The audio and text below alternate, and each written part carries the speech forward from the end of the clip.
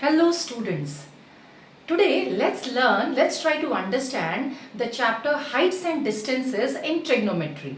So let's first understand what are angles of elevation and angle of depression. Right. So angle of elevation, as the name says, that elevation. So suppose we are seeing an object. Now whenever we heights and distances, if we have to measure the length of like a tower, we are observing the tower from a particular point on the ground, and we can calculate the height of the tower or the distance between the person who is observing the tower from his to the foot of the tower. Such distances we can calculate, and therefore we use heights and distances to calculate such questions. So first we will understand angle of elevation. Like I was saying, that angle of elevation क्या है? तो यहाँ से suppose यहाँ पे there's a person और इधर एक टावर है, तो यहाँ से अगर मैं टावर को देख रही हूँ, I am observing the tower from this position. So how I am observing? See, this is the level of my eye. मेरे आँख का लेवल ये है, and tower let's say यहाँ पे है, तो टावर का टॉप यहाँ पे है. So what is the angle that this is called the line of sight, that this angle between the level of the eye on the ground and the top of the tower, that's called the angle of elevation. तो angle of elevation यही होता है, ठीक है. और उसका उल्टा है angle of depression. What is angle of depression? So suppose a person is here from the top of a tower or from the top of a tree, from the top of any building. He is observing a person, a car, an object down like this. So what is called the angle of depression? So definition wise क्या है? So this is the eye level, the horizontal line, of the eye, and this is where the object is. So definition of angle of depression ये होता है कि angle between the horizontal level of the eye and the line of sight, मतलब यहाँ पे जो भी object को he is seeing, so that angle, that's called the angle of depression. So angle of depression is basically ऊपर से हम किसी नीचे वाली चीज को देख रहे हैं, बट कौन सी एंगल को बोलते हैं? ये आई का level, this is the level of the I, and this is the angle, this is the where we are seeing. तो ये जो angle that is formed between the eye level and the line of the sight, that's called angle of depression. So these two things we should know when we are doing line heights and distances questions. Let's see some examples to understand angle of elevation and angle of depression better. So look at this question, and हम जब भी heights and distance का questions करते हैं, diagram is very important. If we have drawn the diagram correctly, then we can very easily solve the question. But if we have made some mistake in the diagram, then it is very difficult to get the answer. So diagram is very important. Read the question nicely and then draw the diagram. Only then you will get the right answer. So let's see how to draw. This is a very simple question on angle of elevation that I have taken a basic question. A tower is 30 meter high. Let's say this is the tower, और ये कितना high है? 30 meter high. A man standing some distance from the tower. So the person is standing some distance from the tower. कितना distance नहीं पता. Let's see. Some distance from the tower, and he observes this. The angle of elevation of the top of the tower is 60 degree. तो let's say यहाँ पे man है, और man क्या कर रहा है? Angle of elevation of the top of the tower. मतलब ये कि ये मैन यहाँ से टावर का टॉप को देख रहा है, और जब when he is observing the top of the tower, this angle is the angle of elevation which is given 60 degree. मतलब ये 60 degree दिया हुआ है. So this is the tower. ये मैन यहाँ से वो टॉप ऑफ द टावर को देख रहा है. Angle of elevation 60 degree. ये क्वेश्चन है. How far is he from the foot of the tower? And also tower is 30 meter high, which we have written over here. ये 60 degree लिखा. How far? So ये distance they are telling. तो ये man है, ये tower का foot है. So इसका नाम दे देते हैं A, B and C. C position पे man है. We have to calculate x because this is the B is the foot of the tower, C is the man. हमें क्या निकालना है? How far is the man from the foot of the tower? So x निकालना है. So simple it is. C. You will simply do tan 60. Tan 60 is equal to, we know it is perpendicular upon base, so AB upon BC. Tan 60 is equal to AB upon BC, and AB is tower which is 30 meter, and BC is we have taken x, we will calculate that. So, and tan 60's value is root 3, so we will write root 3 equals to 30 upon x. So x is equal to 30 upon root 3. Rationalize करो जो सीखा है 9th grade में, into root 3 by root 3, which means 30 root 3 upon 3, 10 times. तो कितना हो गया 10 root 3, which is 10 into 1.732. इसका मतलब क्या 17.32 meter. So we have got the how far is the foot of the tower. तो ये man से foot of the tower is 17.32 meter. तो ये एक बहुत ही simple example that I took the basic question. तो इसमें क्या सीखा हमने कि diagram एकदम correctly if we draw then very easily we get answers. ठीक है, हम एक दो और questions करते हैं to understand angle of depression also, and some more questions on angle of elevation and depression जो इतने simple शायद ना हो, थोड़ा सा different वाला questions we'll try. Alright, so let's go to the next question. So अभी देखो ये question को हम लोग देखते हैं. I have taken this question from angle of depression. Again a simple question just to understand the concept of angle of depression. तो चलो let's do this question. From the top of a tower, a guard is watching a prisoner. तो ये हो गया tower, यहाँ से एक guard है who is watching the prisoner on the ground. तो ये कहीं पे ग्राउंड पे prisoner है और यहाँ पे गार्ड है. तो ये वाला जो है ये गार्ड और ये P हो गया prisoner. तो गार्ड क्या कर ये गार्ड क्या कर रहा है, ये prisoner को यहाँ से he is watching at an angle of depression of 36 degree. तो 36 डिग्री कौन सा है, ये बहुत इंपॉर्टेंट है ड्रॉ करना डायग्राम में. देखो डायग्राम हमें कोई मोनालिसा की पेंटिंग नहीं करनी है, राइट. तो डायग्राम बहुत सिंपली ड्रॉ करना है, बट जो डेटा दिया हुआ है उसके हिसाब से करेक्ट डायग्राम ड्रॉ करना है. So when I am saying you have to draw diagram, तो डायग्राम कोई बहुत कॉम्प्लिकेटेड ऐसा कुछ नहीं है, बट डेटा फॉलो करके करेक्ट डायग्राम ड्रॉ करो, ये इंपॉर्टेंट है. So, अब देखो ये गार्ड का eye level and this is the prisoner. तो ये हो गया एंगल ऑफ डिप्रेशन और ये is given to us as 36 degree. तो हमें डायग्राम में दिखाना चाहिए कि ये 36 डिग्री है, इसीलिए ये भी 36 डिग्री है. और ये क्यों सेम है, क्योंकि ये दोनों पैरेलल लाइन हो गया ना, ये गार्ड का eye level and ground, so they are parallel line. This is a transversal, so alternate angles are equal. अगर ये 30 है तो ये ये 36 है तो ये 36 होगा ही, it has to be 36. Alternate angles are equal. Now what? How far is the prisoner from the foot of the tower? By the way, height of the tower 100 meter. Let's write over here कि ये 100 meter है. मुझे अभी क्या निकालना है, ये x निकालना है, ये prisoner और ये foot of the tower. Distance कितना है? How far is the prisoner from the foot of the tower? ये निकालना है. तो again simple है, हम करेंगे tan 36. Tan 36 is equal to 100 upon x. अब tan 36 की वैल्यू ट्रिग्नोमेट्रिक टेबल जो बुक के पीछे होता है ना वैल्यूज, वहां से लेना है. So let me take that value 0.7265 मैंने टेबल से लिया. 0.7265 equals to 100 upon x. So x is equal to 100 upon 0.7265. But देखो ये जब हमने किया, ये कितना complicated division we have to do. So let's see that can we skip, मतलब इसके can we do something that we don't have to divide this. ऐसा कुछ करें कि इतना कॉम्प्लिकेटेड डिवीजन ना करना पड़े. सो लेट्स से अगर देखो ये तो 90 डिग्री होना ही है, राइट. तो ये 90 डिग्री है, ये 36 डिग्री है. So if we calculate this angle, ये कितना हो जाएगा 90 minus 36 which will come 54 degree.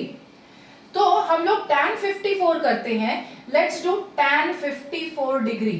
तो tan 54 डिग्री क्या हो जाएगा, x upon 100. Again the value of tan 54 I will take from table, and tan 54 is 1.376. So 1.376 equals to x upon 100. तो x equals to क्या हो गया 100 into 1.376 which means 137.6 meter. 137.6 metre. तो देखो अगर मुझे ऐसा कभी आ रहा है x is equal to 100 upon this, We will not do this. हम क्या करेंगे, हम दूसरा देखेंगे, ये tan 54. Anyways tan 36 भी हमें टेबल से ही वैल्यू लेना पड़ा. So here also if we calculate ये 52 डिग्री 54 डिग्री है तो tan 54 टेबल से ले लेंगे और यहाँ पे we are not having to do any division. यहाँ पे simply multiply करके हमें आंसर आ रहा है, बहुत easily आ रहा है. So we can calculate angle of depression वाले क्वेश्चंस लाइक दिस. एकदम सिंपल है, एकदम simple basic question I have taken. अब दो क्वेश्चंस और सॉल्व करते हैं जिसमें थोड़ा डिफरेंट है, इतना बेसिक वाला नहीं है. सो वो दो क्वेश्चंस लेट्स डू. ठीक है, अभी let's have a look at this question. इसमें what they are saying, a man stands at a point A on the bank of a river. तो रिवर के बैंक जो भी है, यहाँ पर ए है, यहाँ पे the man is standing and looks at the top of a tree exactly opposite to him on the other bank.